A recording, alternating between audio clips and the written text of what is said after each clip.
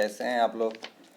चलिए आज मैं आपको बताऊंगा एक नए टॉपिक के बारे में।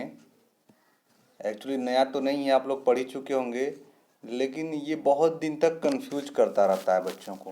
क्लाज नाम सुने होंगे, आप लोग पढ़े भी होंगे, लेकिन ऐसा देखने में आया है कि क्लाज ऐसा टॉपिक है, बच्चे 12th पास आउट हो जाते हैं बट क्लास उनको क्लियर नहीं हो पाता है।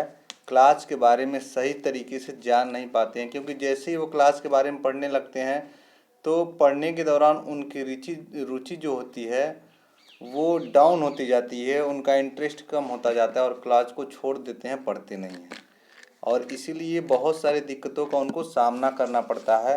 और इसीलिए मैं आज लेकर के आया हूँ आप लोगों के सामने ये क्लास टॉपिक जो है, और उम्मीद करता हूँ आप लोग अच्छे से देखने का प्रयास करेंगे। समय न व्यर्थ करते हुए हम लोग चलते हैं अपने टॉपिक पर। क्लाज तो जो देखिए क्लाज आप लोगों के सामने दिख रहा होगा। क्लाज एक ऐसा टॉपिक है जो आपके ग्रामर के दृष्टिकोण से बहुत ही इम्पोर्टेंट टॉपिक है। देखिए क्लाज होता क्या है, मैंने यहाँ पे लिखा है, देखिए subject plus finite verb equal to class.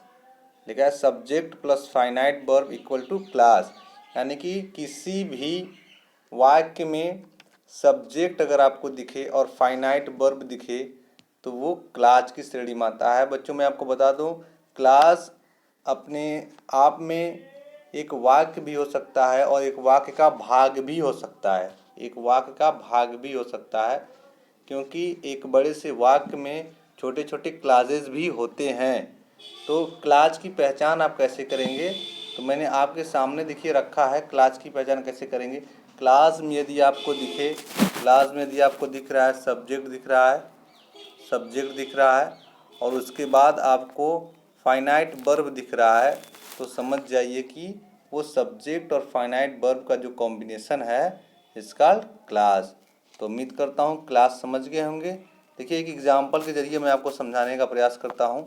देखिए लिखा है यहाँ पर, एग्जाम्पल लिखा है, देखिए बच्चों, I called you but you gave no answer. देखिए यहाँ लिखा ना, I called you but you gave no answer. मैंने आपको बुलाया लेकिन आपने जवाब नहीं दिया। इसमें देखिए आई कॉल्ड यू, यहाँ लिखा ना आई, इसमें सब्जेक्ट है और कॉल्ड फाइनाइट वर्ब है। क्योंकि फाइनाइट वर्ब क्योंकि कॉल अपना स्वरूप आई के अनुसार बदल सकता है। इसी तरह से दूसरा यहाँ पे ये जो है ये आई कॉल्ड एक क्लास हो गया। यहाँ पे आई कॉल्ड, देखिए I called you but you gave no answer. इसमें दो सेंटेंस है, दो सेंटेंस को मिला करके एक सेंटेंस बनाया गया। पहला सेंटेंस यहाँ तक आई कॉल्ड यू और दूसरा सेंटेंस है यू गेव नो आंसर, यानी कि दो सेंटेंस को मिला करके इसको कंबाइन करके एक सेंटेंस पढ़ाया गया है। और बच्चों आगे चल के यही प्रक्रिया आपको पढ़नी है, combining of the sentence, how to combine two or more than two sentences into one sentence. यही चीज़ आपको पढ़ना है। तो इसके लिए आपको क्लास जानना बेहद ही आवश्यक है। तो इसलिए आप लोग इस वीडियो को बहुत ही ध्यानपूर्वक देखेंगे। इसमें देखिए लिखा है आई कॉल्ड, एक सब्जेक्ट है और ये फाइनाइट वर्ब है। तो आई कॉल्ड अगर यहाँ दिख गया यू तक तो ये क्लास हो गया। उसी तरह से यहाँ देखिए यू गेव सब्जेक्ट है, गेव फाइनाइट वर्ब है, तो ये भी एक क्लास हो गया। यानी कि दो क्लास मिल करके एक सेंटेंस का यहाँ पे निर्माण किए हैं। तो क्लास समझ में आ गया होगा आपको, subject plus finite verb. Subject और फाइनाइट वर्ब का होना आवश्यक है क्लास के निर्माण के लिए। उसके साथ और भी सारे कंप्लीमेंट हो सकते हैं, जैसे यहाँ पे यू है, यहाँ पर नो आंसर है। तो यही इसी तरह आप के सामने अन्य भी चीज़ें देखने को मिल सकती हैं। तो इसलिए आप लोग बहुत ही ध्यानपूर्वक देखें कि मतलब क्लास होता क्या है। क्लास क्या होता है, subject plus finite verb. Finite verb क्या होता है बच्चों, मैंने बहुत ही अच्छी तरह आपको समझाने का प्रयास किया था फाइनाइट वर्ब क्या होता है। अब हम चलते हैं काइंड्स ऑफ क्लास पर। तो ये काइंड्स ऑफ क्लास पर जब हम चलेंगे तो आपके स्क्रीन पर दिखेगा कि क्लास तीन प्रकार के होते हैं। देखिए बच्चों क्लास तीन प्रकार के होते हैं। एक होता है प्रिंसिपल क्लास, सबऑर्डिनेटिंग क्लास और कोऑर्डिनेटिंग क्लास। प्रिंसिपल क्लास क्या होता है, सबऑर्डिनेटिंग क्लास क्या होता है और कोऑर्डिनेटिंग क्लास क्या होता है। आपसे रिक्वेस्ट है कि आप अपना इंटरेस्ट लूज़ मत करिएगा, क्योंकि जैसे ही आप पढ़ते पढ़ते जाते हैं क्लास के बारे में तो बच्चों का इंटरेस्ट लूज होने लगता है, क्योंकि वर्ड्स ऐसे होते हैं कोऑर्डिनेटिंग, सबऑर्डिनेटिंग, वो तो कंजंक्शन, ये वर्ड्स आप लोगों को इंटरेस्ट नहीं देते हैं तो आपको लगता है कि ये थोड़ा सा टफ टॉपिक है, बट बच्चों टफ बिल्कुल नहीं है, थोड़ा सा ध्यान देने की ज़रूरत है। ध्यान दे देंगे तो बहुत सारी चीज़ें आपके लिए आसान हो जाएगी। देखिए प्रिंसिपल क्लास क्या होता है, प्रिंसिपल क्लास क्या होता है, नाम से ही पता चल रहा है। प्रिंसिपल मतलब होता है प्रधान, प्रिंसिपल मतलब होता है प्रधान, और क्लास मतलब होता है उपवाक्य, यानी कि प्रधान उपवाक्य, यानी कि प्रधान उपवाक्य। प्रिंसिपल क्लास मतलब होता है प्रधान उपवाक्य, और सबऑर्डिनेटिंग क्लास मतलब होता है आश्रित उपवाक्य, और कोऑर्डिनेटिंग क्लास मतलब होता है समान पदीय उपवाक्य। अर्थात ये पहले पद के समान होता है, ये किसी पर आश्रित नहीं होता है। फिलहाल बारी बारी हम तीनों को अच्छे से पढ़ने का प्रयास करेंगे। पहले हम लोग चलते हैं प्रिंसिपल क्लास पे कि प्रिंसिपल क्लास क्या होता है। तो आज आप लोगों ने जाना क्लास किसे कहते हैं, क्लास किसे कहते हैं। क्लास जो होता है वो सेंटेंस का एक भाग होता है जो सब्जेक्ट प्लस किसी फाइनाइट वर्ब से मिलकर के बना होता है। वो अपने आप में एक छोटा सा वाक्य भी हो सकता है और एक वाक्य का पार्ट भी होता है, भाग भी हो सकता है। तो और क्लास कितने प्रकार के होते हैं, तो there are 3 kinds of clause, principal clause, subordinating clause and coordinating clause. तो what is principal clause, what is subordinating clause and what is coordinating clause, ये सारी चीज़ें बारी बारी हम पढ़ेंगे। तो पहले हम लोग चलते हैं प्रिंसिपल क्लास पे। प्रिंसिपल क्लास होता क्या, देखिए लिखा है प्रिंसिपल क्लास, सॉरी यहाँ क्लास की स्पेलिंग गलत लिखी है। प्रिंसिपल क्लास ऐसे क्लास होते हैं जो अपने आप में पूर्ण अर्थ रखते हैं। देखिए जब आप सेंटेंस को पढ़ेंगे तो उस सेंटेंस में जो सेंटेंस आपको पढ़ने में ऐसा प्रतीत हो आपको कि ये अपने आप में पूरा हो गया, इसको किसी अन्य सेंटेंस की ज़रूरत नहीं है, अन्य सेंटेंस के अर्थ की ज़रूरत नहीं है, अर्थात ये अपने आप में ही पूरा है। लिखे लिखा ना, अर्थात यह किसी अन्य वाक्य पर आश्रित नहीं होता है। प्रिंसिपल क्लास ऐसा क्लास होता है कि वह अपने आप में पूरा अर्थ रखता है और यह किसी अन्य क्लास पर आश्रित नहीं होता है। बच्चों एक एक क्लास को हम उसका डिफिनेशन, उसका मतलब जान लेते हैं, फिर एग्जाम्पल के जरिए सारे क्लास हम क्लियर करेंगे। जब एग्जाम्पल पर जाएंगे तो उम्मीद करता हूँ आपको बहुत अच्छी तरीके से ये चीज़ें समझ आ जाएंगी। तो फिलहाल अभी हम इसको जानने का प्रयास करेंगे, पहचान करने का प्रयास करेंगे कि एक्चुअली में ये होता है। बच्चों आप लोगों ने जाना प्रिंसिपल क्लास क्या होता है। प्रिंसिपल क्लास एक ऐसा क्लास होता है जो अपने आप में पूरा अर्थ रखता है, अर्थात यह किसी भी अन्य वाक्य पर आश्रित नहीं होता है। तो बच्चों अब चलते हैं सबऑर्डिनेटिंग क्लास पे। देखिए सबऑर्डिनेटिंग क्लास आप लोगों के सामने है। सबऑर्डिनेटिंग क्लास, सबऑर्डिनेटिंग क्लास इसका हिंदी होता है आश्रित उपवाक्य। आश्रित उपवाक्य, जैसा कि नाम से ही लग रहा है कि यह किसी न किसी पर आश्रित होगा, किसी न किसी पर आश्रित होगा। तो मैं आपको बता दूं कि सबऑर्डिनेटिंग क्लास ऐसे क्लास होते हैं जो अपने आप में पूर्ण अर्थ नहीं रखते, अर्थात जब आप इनको पढ़ेंगे ना, सेंटेंस को जब पढ़ेंगे तो उसमें एक सेंटेंस का एक ऐसा भाग आपको देखने को मिलेगा, एक ऐसा भाग आपको देखने को मिलेगा जो अपने आप में पूरा अर्थ नहीं रखेगा, जो अपने आप में पूरा अर्थ नहीं रखेगा। आपको लगेगा कि इसके अर्थ को समझने के लिए किसी और कंटेंट की आवश्यकता है, किसी और कंटेंट की आवश्यकता है, किसी और सेंटेंस की आवश्यकता है, कि किसी और मतलब की आवश्यकता है इस सेंटेंस को समझने के लिए। ऐसा आपको फील होगा, ऐसा आपको प्रतीत होगा। तो जो ऐसे वाक्य होते हैं वो सबऑर्डिनेटिंग वाक्य क्लास कहलाते हैं।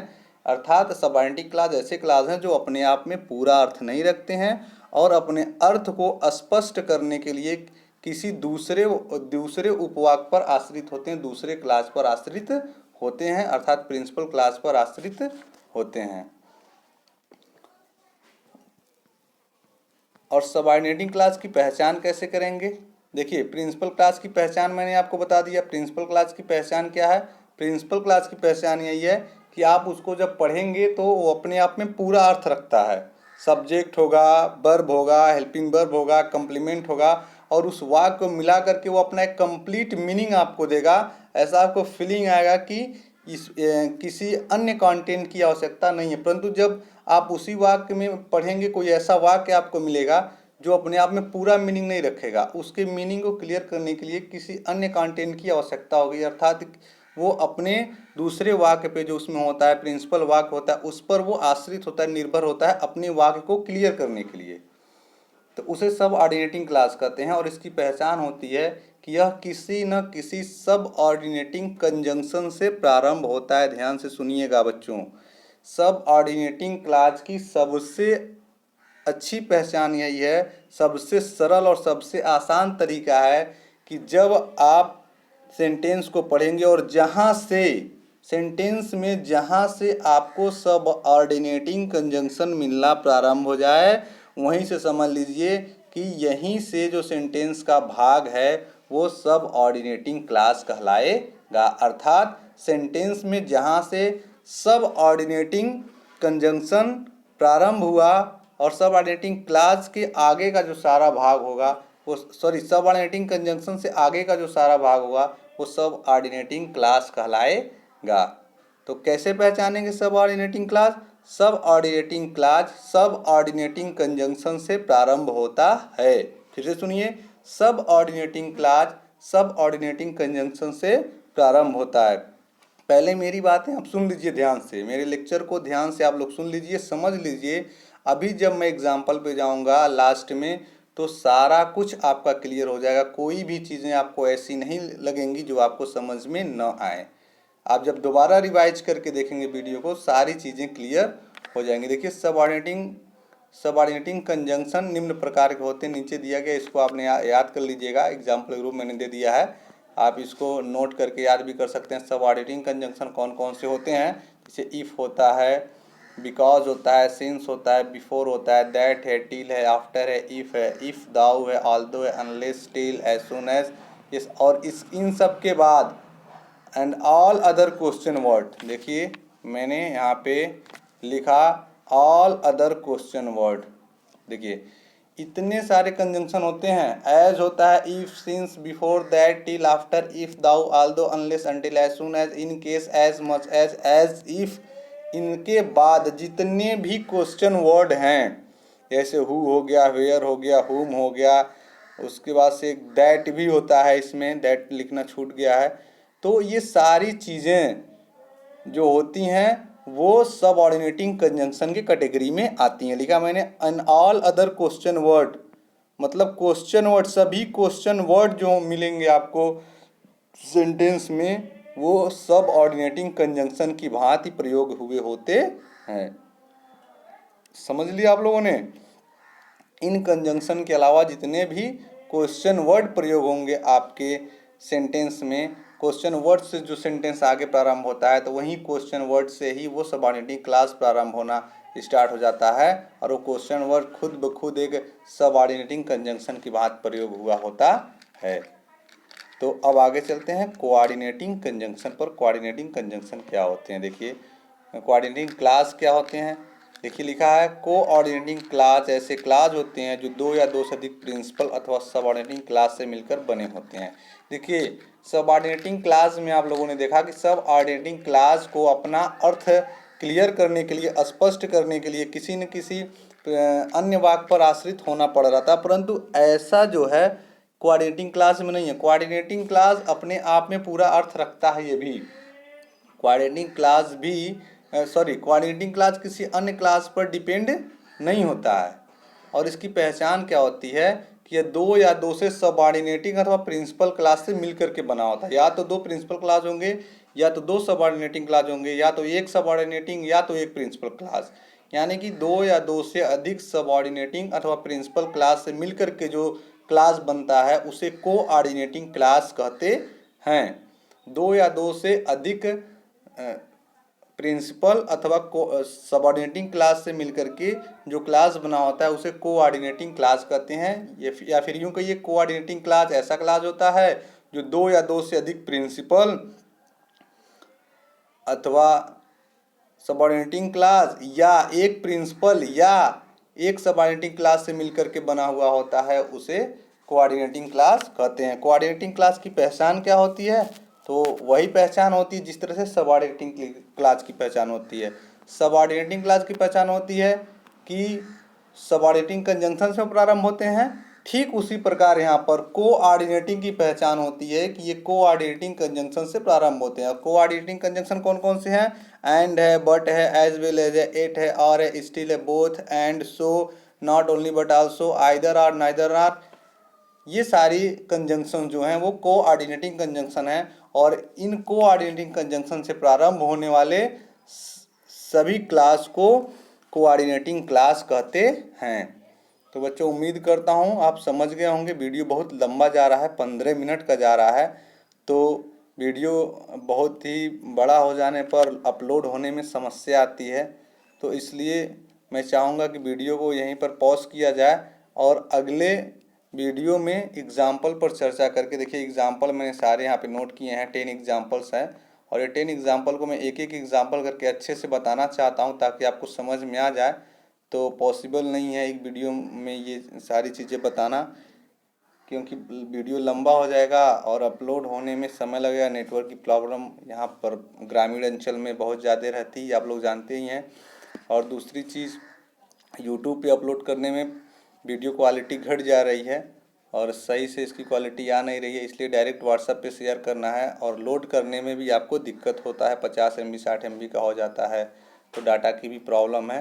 तो इसलिए वीडियो को वहीं पॉज करते हैं और अगले वीडियो में, अगले क्लास में इस पर थोड़ा सा ओवरव्यू दे करके फिर तुरंत हम एग्जाम्पल पर डिस्कस करेंगे।